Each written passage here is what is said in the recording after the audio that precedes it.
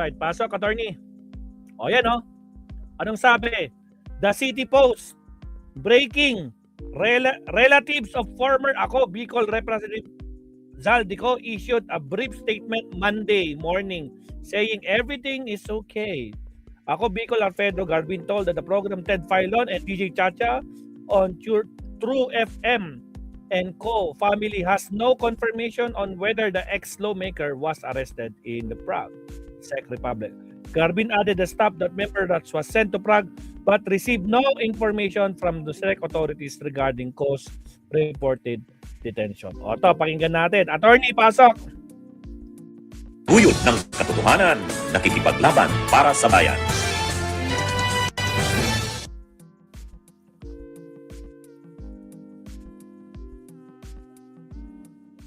Pasok, attorney.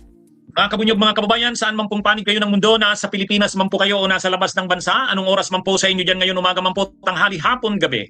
Pinapanood man po ninyo ito ng live man po replay. Mga kabunyog, mga kababayan, ang ating pong pagbati ng magandang araw, Pilipinas at mundo. Ayan, mga kabunyog, mga kababayan, alam ko kanina pa kayo nag-aabang nitong ating kung anong analysis natin o anong masasabi natin dito sa mainit na balita ngayon, mga kabunyog, mga kababayan.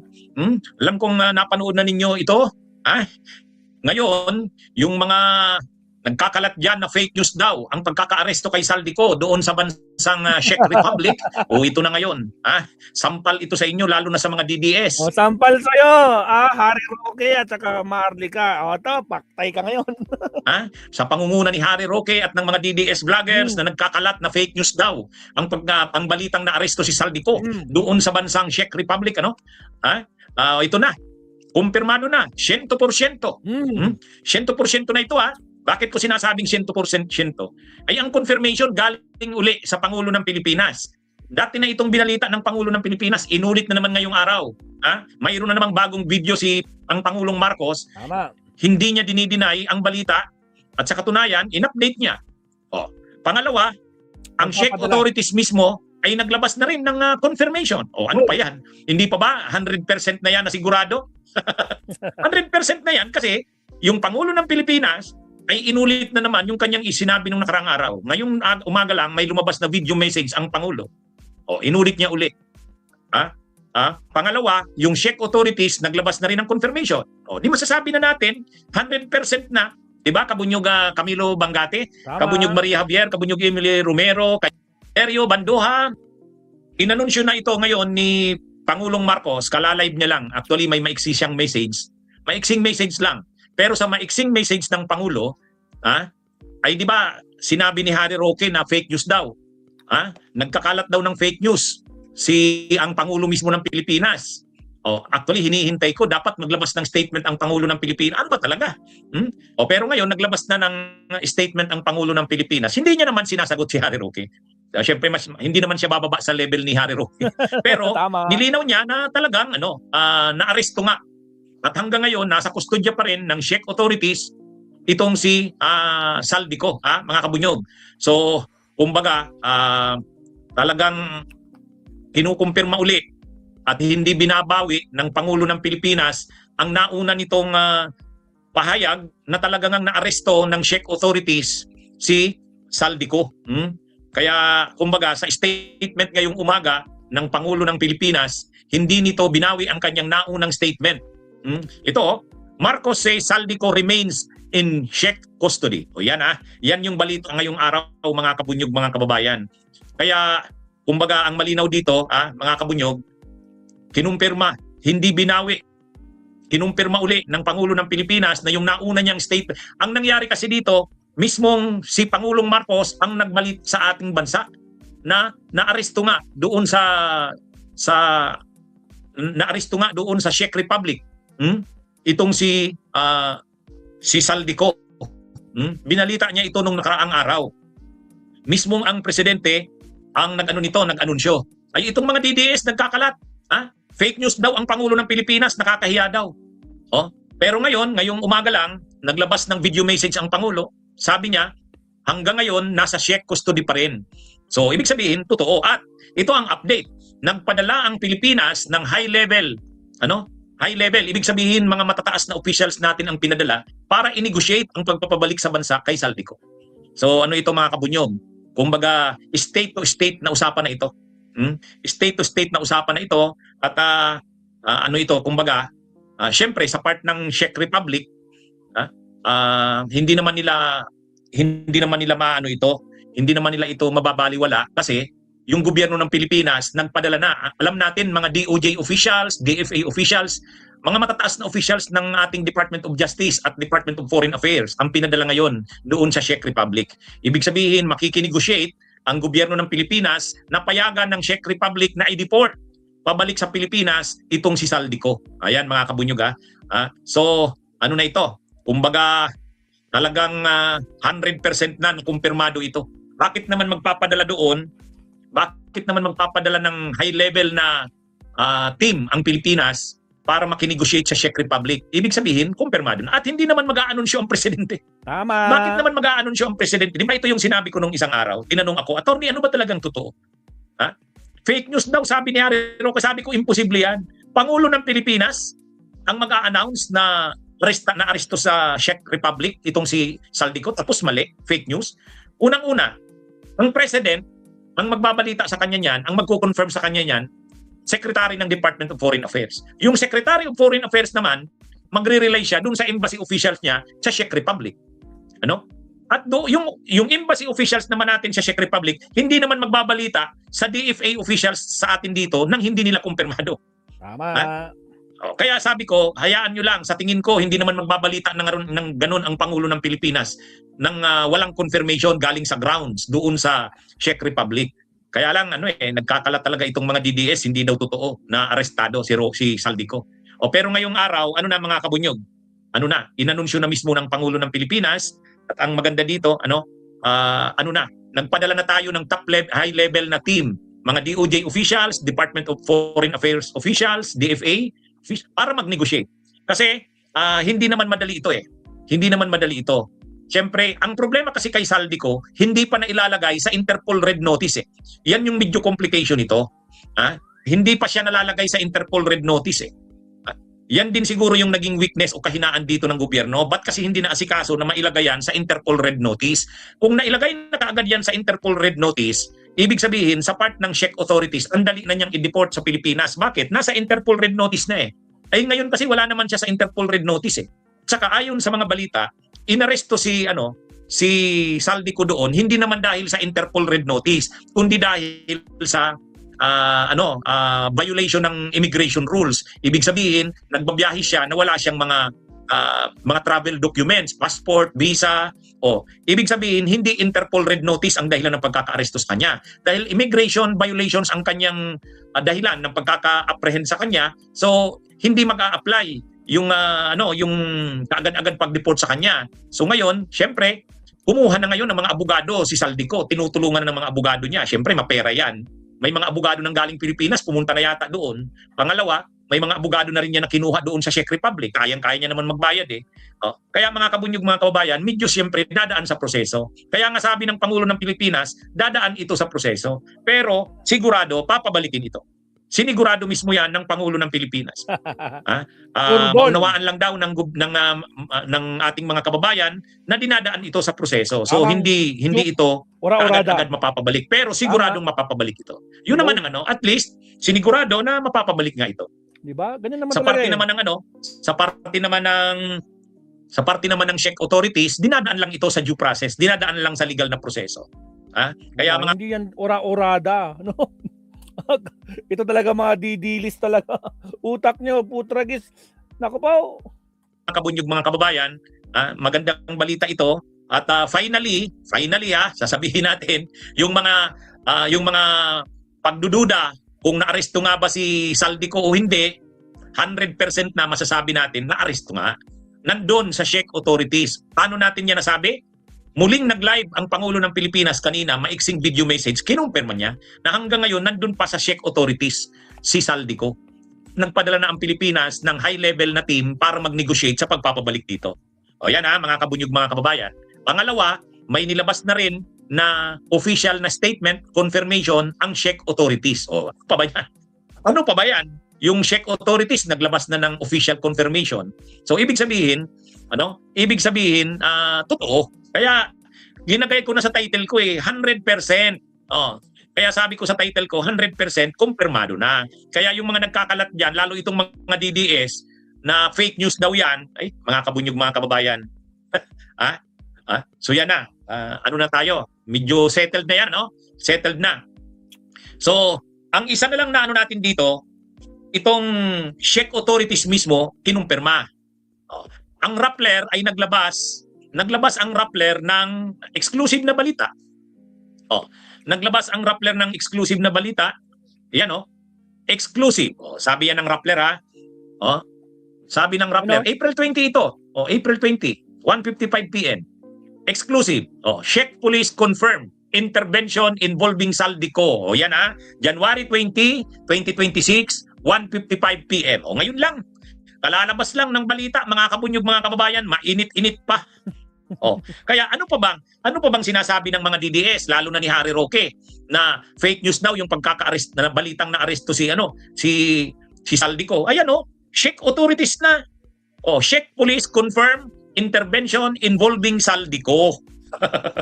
Ano pa ba? Pag may nagkalat pa dyan ng mga DDS na sabihin nilang hindi totoong na-aresto si Saldico, ano pa yan? Sampal niya sa mukha Kahit nila. si Malu Tiquilla, professor pa naman yan. Isa din yan sa naniniwala kay Harry Roque. Maniwala kayo kay Harry Roque. Di ba? Ewan ko ba kung bakit marami pa rin, may mga naniniwala pa rin dyan kay Harry Roque.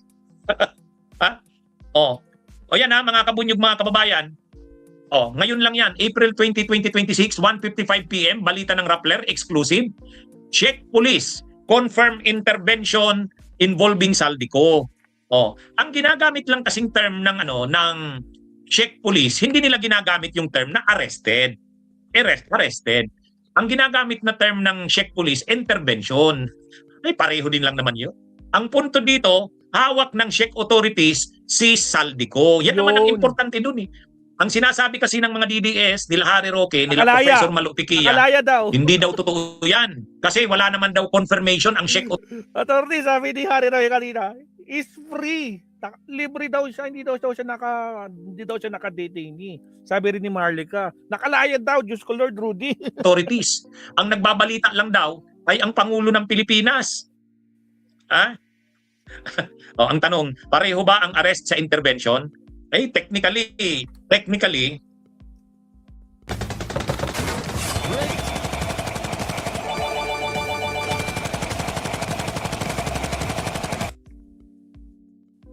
kung ano bang ibig sabihin ng arrest. Sa atin kasi ang ibig sabihin ng arrest yung hindi ka na malaya. Yung hinold ka na. Wala ka ng freedom of mobility. Wala ka ng liberty na yung liberty mo na kalayaan mo na kung saan mo gustong pumunta, hindi. Ito, na yan? Hinold na yan. Ibig sabihin, hinold, kasi nga may na-violate siya. Wala siyang travel documents. So, ibig sabihin, dinala na siya doon sa immigration office siguro. Hindi na siya nakakaalis doon. Hinold na siya doon. Sa atin naman kasi, pag sinabi mong hinold, ano bang ibig sabihin yan? Di arestado yan. Kaya lang, technical na term, ayaw gamitin ng Czech authorities ang term na arrested. Kasi pag sinabi mong arrested, parang criminal, parang criminal. Siguro kung nakalagay siya sa Interpol Red Notice, pwedeng gamitin yung term na arrested. Ito kasi hindi naman Interpol Red Notice yung dahilan kaya siya inapprehend. Wala siyang travel documents. Yan yung technical na term na ginagamit ng Czech authorities is intervention. Ibig sabihin hinold siya. Di ba? Mga kabunyog, pero pareho na rin yan. Ibig sabihin nandun ang malinaw diyan, nandun si Saldico, hawak na ng Czech authorities. Under na siya ngayon sa Czech custody. Yun. Ngayon, nalaman ng Czech authorities na mayroon pala itong mga kaso sa Pilipinas, hindi lang pala simpleng violation ng immigration rules. Kasi, ang dahilan bakit siya hinold ng Czech authorities, wala siyang travel documents. Pero nung nahold na siya, lumabas na ngayon ang tunay na pagkatao ni Saldico, ang mga kasong kinakaharap nito. Ang pagkakaiba lang kasi nito, wala kasi siya sa Interpol Red Notice. Wala siya sa Interpol Red Notice, hindi pa kasi nag-i-issue ng Interpol Red Notice tungkol sa kanya Kung mayroon na sanang Interpol Red Notice, madali yan, ibig sabihin, arestado talaga siya, at i-deport ka agad siya, pabalik sa Pilipinas. Ito kasi ang violation niya, immigration Wala siyang travel documents. So, iba ang treatment sa kaso niya. Pero ngayon, nalaman na ngayon ng Czech Republic na mayroon pala siyang mga kaso sa korupsyon sa Pilipinas, iba na ngayon yan. So kaya nagpadala na ang Pilipinas ng high-level team doon para makipag-usap sa Czech authorities para ibalik na yan sa Pilipinas kasi maraming kaso yan na kinakaharap sa Pilipinas. Anong magiging basis ng pagpapabalik niyan sa Pilipinas? Kung magiging basis ng pagpapabalik niyan, kahit wala pa yan sa Interpol Red Notice, may pinirmahan kasi ang Czech Republic na United Nations Convention Against Corruption. Yun. Pilipinas, signatory din dyan sa Tama. UNCAC, United Nations Convention Against Corruption. Ang Czech Republic, signatory din dyan. So, ibig sabihin, dahil pumirma ang Czech Republic, pumirma rin ang Pilipinas sa United Nations Convention Against Corruption, magtutulungan ang mga bansang nakapirma doon sa convention na yan na kapag may mga kaso ng korupsyon, magtutulungan. Tulad nito, may kaso ng korupsyon si Saldico. O dapat tulungan tayo ng gobyerno o ng authorities ng Czech Republic na makabalik sa Pilipinas yan kasi may kaso yan ng korupsyon sa bansa natin. Yun ang gagamitin dyan. Magagamit yung United Nations Convention Against Corruption, signatory dyan ang Czech Republic, signatory din tayo. Kaya yan ang ano dyan. So, sa bandang huli, mapapabalik din naman sa Pilipinas yan. Medyo natatagalan lang, dumadaan lang sa proseso kasi nga, na-hold siya, hindi naman dahil sa Interpol Red Notice. Wala pa kasing Interpol Red Notice eh. Anyway, ito yung statement ng Czech Police. Okay? Ipakita natin. Sabi ng Czech Police, ito. Kaya na, mga kabunyo, basahin ko. We inform you that we can confirm that an intervention involving the named individual took place in the Czech Republic. The Office of the Criminal Police and Investigation Service of the Police Presidium of the Czech Republic told Rappler in an email in their local language on Friday, April 17. Rappler translated the contents of the letter via Google Gemini. O yan ha. Kaya ito yung sabi ng Czech Police, ano? Office of the Criminal Police and Investigation Service of the Police Presidium, ang office. We inform you that we can confirm that an intervention involving the named individual took place in the Czech Republic. O yan. Yan yung portion ng statement ng Czech Police. Okay, mga kabunyog? O, kaya, ano na po ito? Kumpirmado na talagang nasa custody ng Czech authorities si Saldico. Okay? So yung mga nagkakalat dyan na fake news daw yan, ewan ko, anong klase ba itong mga nagkakalat na fake news daw yung pagkaka-hold ng Czech authorities. Ito na yung malinaw na patunay eh. Diba? Mga kabunyog, mga kababayan. Kaya sana yung mga DDS dyan na nagkakalat ng mga fake news, mahiya naman kayo. Diba, mga kabunyog, mahiya naman kayo. Ito, ang pamilya rin ni Saldico ay naglabas na rin ng maiksing reaksyon. Ito mga kabunyog. Ayan sabi dito, breaking. Ito naman yung reaksyon ng pamilya ni Saldico. The City Post, breaking. Relatives of former Ako Bicol Representative Saldico issued a brief statement Monday morning saying, open quote, everything is okay, close quote. Ako Bicol Representative Alfredo Garbin told the program Ted Filon at DJ Chacha on True FM that Cos family has no confirmation on whether the ex-lawmaker was arrested in Prague, Czech Republic. Garbin added that a staff member was sent to Prague but received no information from Czech authorities regarding Cos reported detention. Anyway, ano na yan? Yung sinasabi na yan na wala daw confirmation sa Czech authorities, wala na yan kasi mayroon na ngang nilabas na confirmation ang Czech Police. Ayan lumabas na yan sa Rappler ngayon lang, exclusive. Czech Police confirm intervention involving Saldico. Siguro naman sa party ni Pido Garbin ng Ako Bicol party list, ayaw niya na manggaling sa kanya ang confirmation. Ayaw niya na manggaling sa kanya. Kaya nung tinanong siya ni Ted Filon, ayaw niyang i-confirm na hawak na nga ng mga Czech authorities si Saldico. Pero bakit naman magpapadala ng lawyer ang grupo nila Pido Garbin, ang congressman ng Ako Bicol Party? Bakit naman magpapadala ng lawyer doon sa Europe? Tama. Maniniwala ba tayo na wala silang kay Saldico? Siyempre may contact yan kay Saldico. Pangalawa, siyempre yung pamilya alam kung ano ang nangyari kay Saldico. Kaya lang ayaw nila na sa kanila manggaling ang confirmation na nasa custody nga ng Czech authorities si Saldico. O ngayon, yung reaction ng pamilya ni Saldico na sinasabing everything is okay, ang ibig lang naman sabihin dyan, hindi naman sinasabi doon na hindi naman sinasabi doon na hindi naman sinasagot doon yung tanong kung nasa custody nga ba ng Czech authority si Saldico. Yung sagot kasing everything is okay, generic yan. Pwede naman talaga na nasa custody ng Czech authority si Saldico pero okay lang siya. O di ganun pa rin, tama pa rin yung everything is okay. Pangalawa, syempre may mga abogado na si Saldico na nag-a-assist sa kanya, so everything is okay. Kaya lang, matipid kasi sila sa pagbibigay ng confirmation kung anong nangyari, kung nasa Czech authorities na nga ba si Saldico o wala. Ayaw mag-confirm ng pamilya, ayaw ding mag-confirm nung mga kasamahan niya sa Ako Bicol Party List, itong si Congressman Pido Garbin.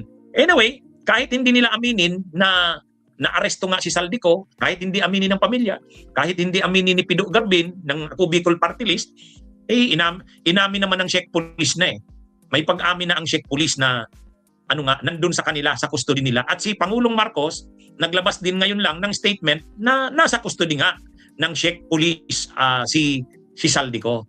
Anyway, mga kabunyog, mga kababayan, ang malinaw dito, yung mga balibalita na hindi totoo na nasa Czech authority si Saldico, dapat tuldo ka na yan. Kaya yung mga DDS dyan, itigil nyo na yan. Pangalawa, papabalikin sa Pilipinas si Saldico. At inassure naman ng gobyerno, ginagawa nito ang lahat. Dumadaan lang sa proseso. Mga kabunyog, mga kababayan.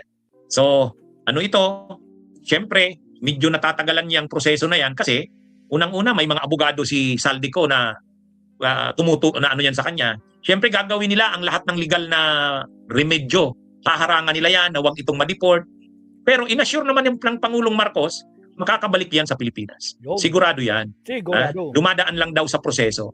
Hindi kasi nakalagay sa Interpol Red Notice kaya ganun. Kumbaga na-aresto si Saldico, hindi naman dahil sa Interpol Red Notice. Ayaw nga nilang gamitin yung term na aresto. Ano pa man ang ibig ang term dyan, intervention o aresto man yan, pareho lang yan. Nandun sa Czech authorities ngayon si Saldico. At pumunta na ang mga matataas na officials ng Pilipinas para i-work out na mapabalik ito sa bansa. Boom. Okay? Mga kabunyog, mga kababayan. At pagdating dito sa Pilipinas, sinabi ni Senador Ping Lacson, ipapatawag yan si Saldico sa Blue Ribbon para imbestigahan doon sa lahat ng mga issue tungkol sa anomalya sa flood control. So sana pagdating dito ni Saldico, sabihin niya ang lahat ng katotohanan. Sana lang mag-cooperate na siya. Kasi wala naman na siyang magagawa Wala na siyang magagawa. Ano na yan? Matagal siyang nagtago, ang hirap ng buhay ng fugitive from justice. Kahit pa sobrang yaman mo, hindi mo pa rin matatakasan ang batas. Kaya ang nangyari diyan, si Saldico, akala niya dahil nandun na siya sa Europe, hindi siya mahuhuli. Ayan, nahuli na siya. Kaya tanggapin niya na lang ang katotohanan na wala na. Kahit anong yaman niya, kahit pa marami siyang mga properties, hindi. Tanggapin niya na papabalikin na siya sa Pilipinas at pagdating sa Pilipinas, makukulong siya. Actually, pagbalik sa Pilipinas, diretso yan ang kulungan. Bakit? May kaso na siya Alright, salamat, attorney. Salamat. Okay na tayo doon, Mabsat. Konfirmado, Mabsat. Di ba? 100%. Diyos ko, Lord Rudy. Mag-isang topic pa tayo kay Attorney Enzo, Mabsat. Lumalawak ang panawagang gawing ng lahat pabalikin si Roque. Diyos ko po, Rudy. Tako po. Sige, ito na nga lang.